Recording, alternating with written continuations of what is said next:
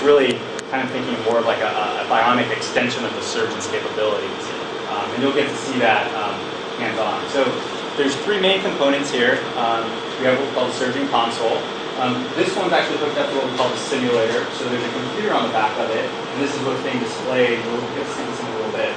This is what's being displayed on the console here. And this is what we use to train surgeons so they can go in and get familiar with the robot. Surgeons already know how to do surgery, but they don't necessarily know how to use the robot. So instead of just getting initial practice on people, we want to make sure they understand what all the controls do and how those work. So this is hooked up to this, what we call the simulator. This is the vision cart. So this vision cart essentially is kind of where all the central processing happens on the system. So we have our camera hooked up to this. And we also have a lot of the processing taking place down in the hardware down here. This is we have a touchscreen monitor that the patient side assistant can interface with, so they can change settings on the system. The other thing, this is really considered the central thing that everything plugs into. So the console plugs into this, as well as the robot.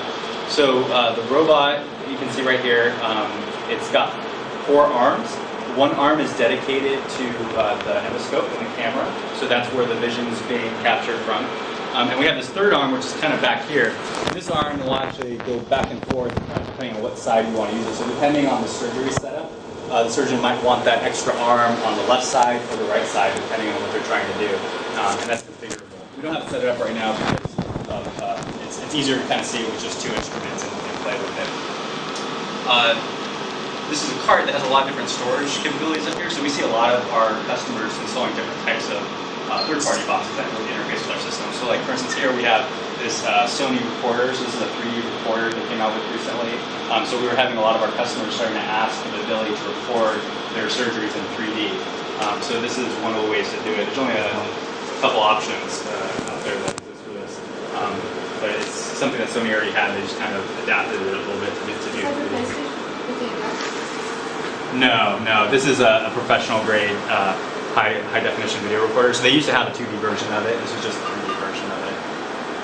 But it's separate from the PlayStation development. And I mean, it does record on the Blu-ray disc, but there's also a hard drive capability. You can plug it in and kind of like that. And then over back in the corner, so that's another surgeon console. So that surgeon console, so you see there's 2 in the room. That surgeon console is actually hooked up to this robot here. So that surgeon console is going to control this robot.